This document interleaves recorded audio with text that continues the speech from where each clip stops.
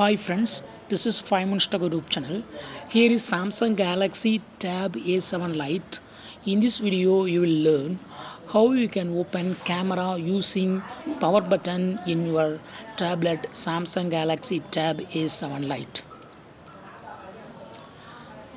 So to open camera using this side key, that is power key, you go to double press this power button. Okay, see here, camera is directly opened. Okay, now you can take photo or video or whatever you want.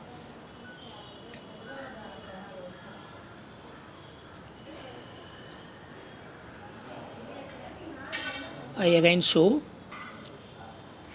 Yes, camera is opened and you can take pictures, or you can shoot video, or you can shoot portrait or portrait photos, etc. So in this way you can easily use side key, this power key, to open camera. Okay, even if it will work in lock screen.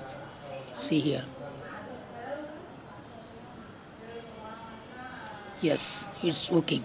So in this way you can easily quickly open camera using this side key, that is power key. That's all friends, thanks for watching, bye.